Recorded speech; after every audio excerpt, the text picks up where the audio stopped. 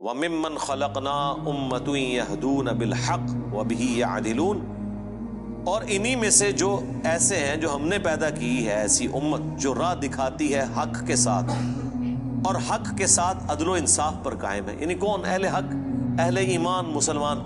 جہاں کوئی اللہ کے ساتھ شرک کر رہے ہیں نا، تو اللہ نے اپنے وہ بندے بھی پیدا کیے ہیں کہ جو توحید بھی اسی طرح بیان کر رہے ہیں. بلکہ میرا تو یار یہ دعویٰ ہے، شرک اتنا شد و مت کے ساتھ لوگوں نے نہیں کیا جتنا لوگوں نے توحید شد و مت سے بیان کی ہے. تو اللہ تعالیٰ ایسے بندوں پر فخر کرتا ہے جو اس کی توحید کو بلند کرتے ہیں. سبحان ربک رب العزت عما یصفون. دیکھیں نا سورہ الصافات میں اللہ نے ایک ایک نبی کا ذکر کیا ہے. یار اللہ کو جو بندے پسند ہیں نا وہ اس کے پیغمبر ہیں. حقیقت بات ہے. اس لیے میں اکثر کہتا ہوں کہ اگر اس کائنات کی سب سے بڑی کوئی دعا ہے نا تو یہ ہے کہ یا اللہ پیغمبر بنا دے. لیکن یہ دعا حرام ہے، کیونکہ پیغمبر کا عہدہ وہبی ہے، کسبی نہیں ہے. وہبی ہے یعنی گاڈ گفٹڈ، کسبی یعنی ایفرٹ پٹ کر کے نہیں آپ حاصل کر سکتے. اگر اس کائنات کی کوئی سب سے بڑی دعا ہے نا تو یہی ہے کہ اللہ پیغمبر بنا دے، تو یہ تو پاسبل نہیں. تو اس کے بعد دوسری دعا یہ ہے کہ ہمیں قیامت میں اور جنت میں انبیاء کا پڑوس نصیب فرما. آمین. اس سے بڑی کوئی دعا ہو ہی نہیں سکتی. تو اللہ کو اپنے پیغمبر اتنے پسند ہیں، اللہ تعالیٰ اتنی تعریف کر رہا ہے ابراہیم کی کہ اللہ تعالیٰ کے لیے بس ابراہیم ہی ہے انسانیت میں. اس طرح ذکر ہے. اللہ تعالیٰ کیا فرماتا ہے؟ ابراہیم جس نے ہم سے وفا کی، سورہ النجم میں. سورۃ البقرہ میں اللہ تعالیٰ فرماتا ہے جب جب آزمایا ابراہیم کو اس کے رب نے تب تب وہ کامیاب ہوا. پھر سورہ الصافات میں تو بڑی قربانی کا ذکر ہے کہ بیٹے کی قربانی مانگ لی. پھر اللہ نے کہا کہ سلام علی ابراہیم، سلامتی ہو ابراہیم کے اوپر. یوں ہی ہم جزا دیا کرتے ہیں اپنے نیکوکار بندوں کو. ہم نے اس کی قربانی کو انسانیت میں ہمیشہ کے لیے زندہ کر دیا.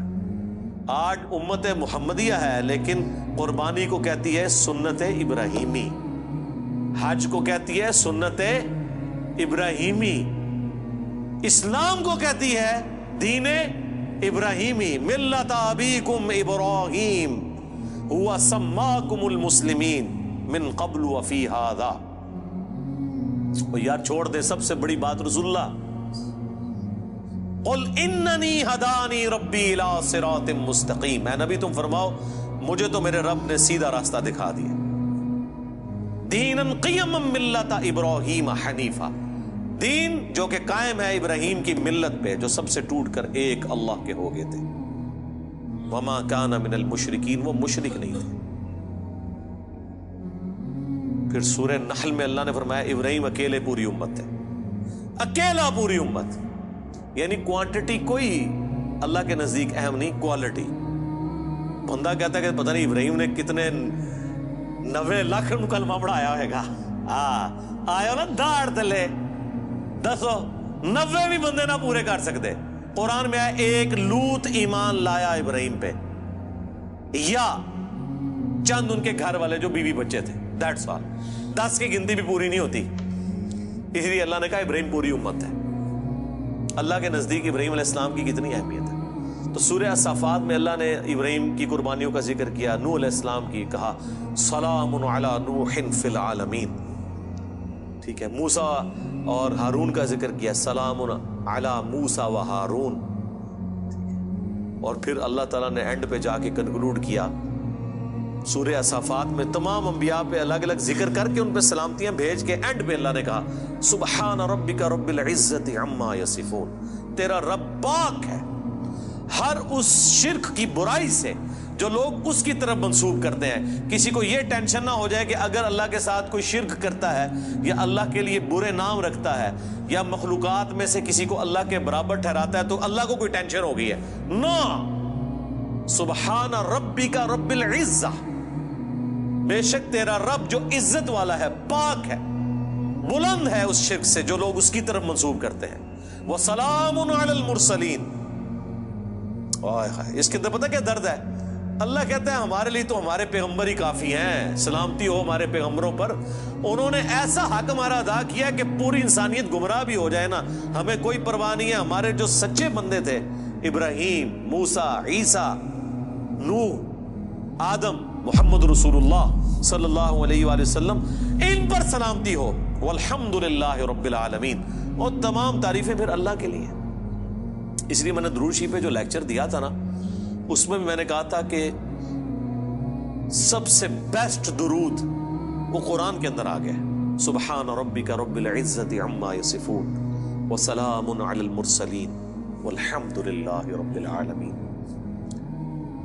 آپ کو مزے کی بات بتاؤں، یہ جو حدیث ہے نا بخاری مسلم کی کہ نبی علیہ السلام فرض نماز کے بعد پڑھتے تھے لا الہ الا اللہ وحدہ لا شریک لہ لہ الملک ولہ الحمد وہو علی کل شیء قدیر اللہم لا مانع لما اعطیت ولا معطی لما منعت ولا ينفع ذا الجد منک الجد۔ بخاری مسلم میں تو اتنی یہ دعا آتی ہے، جو حضرت معاویہ نے خط لکھا تھا تو مغیرہ ابن شعبہ نے یہ وظیفہ بتایا تھا ان کو کہ اللہ کے نبی فرض کی نماز کے بعد یہ پڑھا کرتے تھے۔ لیکن ترمذی میں جب یہ حدیث آتی ہے نا، اس کے ساتھ یہ الفاظ بھی ہیں کہ اس کے بعد حضور پڑھتے تھے سبحان ربک رب العزت عما یصفون وسلام علی المرسلین والحمد للہ رب العالمین۔ یہ قرآن کی جناب فیورٹ ترین آیات ہے۔ مجھے آج بھی یاد ہے، میں 2007 میں حج کیا تو 2007 کے اندر 2 حج آئے تھے، ایک جنوری کے مہینے میں اور ایک دسمبر میں، 18 دسمبر کو آیا تھا۔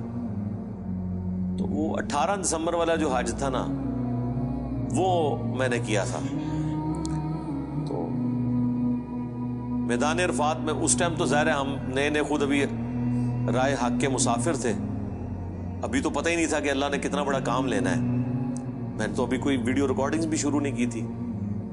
تو میدان عرفات میں مجھے آج بھی یاد ہے، میں جب دعائیں کر رہا تھا نا، تو مجھے ایک چیز جو میرے دل میں غم کے طور پہ تھی کہ دنیا کتنی شرک میں ڈوبی ہوئی ہے، اور پیغمبر دنیا میں آتے ہیں، کوشش کرتے ہیں، ایفرٹ پٹ کر کے چلے جاتے ہیں، لیکن پھر بھی ہدایت جن کی نصیب میں ہے وہ حاصل کرتے ہیں جو ایفرٹ پٹ کر رہے ہوتے ہیں۔ تو اللہ تعالیٰ نے اتنی بڑی کائنات بنائی، اتنی مخلوقات پیدا کی، لیکن اینڈ رزلٹ یہ نکلا ہے۔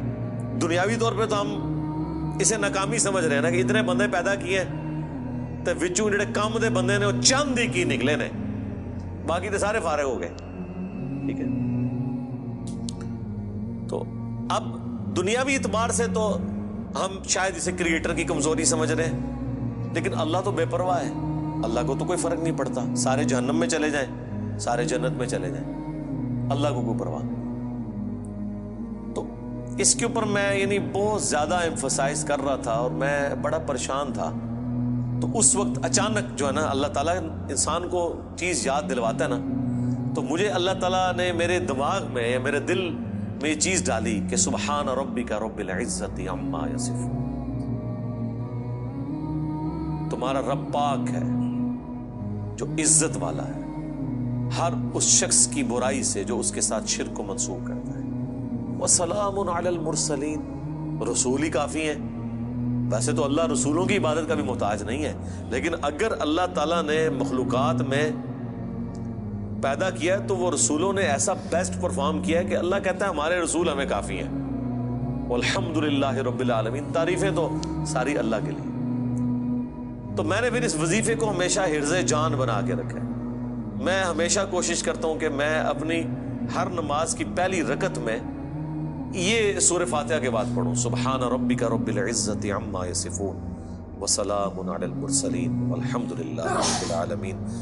میں نہیں سمجھتا کہ اس سے بیسٹ الفاظ میں آپ اپنے رب کی طرف رجوع لا سکتے ہیں۔ ساری گمراہیاں، سارے شرک اللہ کو کوئی نقصان نہیں پہنچا سکتے۔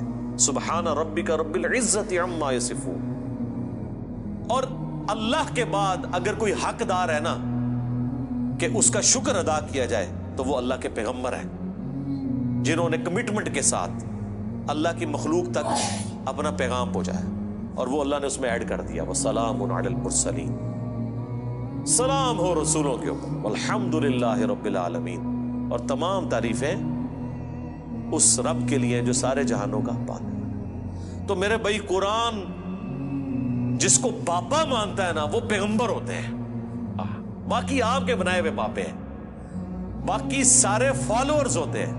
قرآن کی ڈاکٹرین میں امام وقت کا پیغمبر، قرآن کی ڈاکٹرین میں اللہ کا نمائندہ وقت کا پیغمبر۔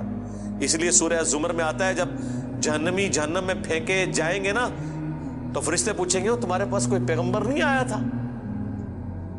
وہ کہتے ہیں آیا تو تھا لیکن ہم نے جھٹلایا۔ حالانکہ پیغمبر تو صرف ان کے پاس آیا ہوتا ہے جن کے سامنے ہوتا ہے۔ جب ہم سے پوچھا جا رہا ہوگا کہ آپ کے پاس کوئی پیغمبر آیا تھا، ہم کہیں گے کہ آیا تھا تو ہماری موجودگی میں تو نہیں آیا۔ اللہ جس کو امام ڈکلیئر کیے ہوئے وہ وقت کا پیغمبر ہوتا ہے، چاہے آپ نے اسے دیکھا ہے یا نہیں دیکھا، آپ اس کی زندگی میں ہیں یا نہیں ہے۔ آپ کے لیے جس کو اللہ نے پیغمبر بنایا نا، اللہ نے آپ کو اس کے ریفرنس سے، اور یہی قرآن میں ہے کہ ہر شخص کو اس کے امام کے ساتھ اٹھایا جائے۔ ٹھیک ہے جی، اللہ تعالیٰ سے دعا ہے جو حق بات میں نے کہی ہمارے دلوں میں راسخ فرمائے، جو کوئی غلط بات میرے منہ سے نکل گئی اللہ تعالیٰ دھو ڈالے، معاف فرما دے، قرآن و سنت کی تعلیمات پر عمل کر کے دوسرے بھائیوں تک پہنچانے کی توفیق عطا فرمائے۔ سبحانک اللہم و بحمدک، اشہد ان لا الہ الا انت، استغفرک و اتوب الیک، وما علینا الا البلاغ المبین۔ جزاکم اللہ خیرا۔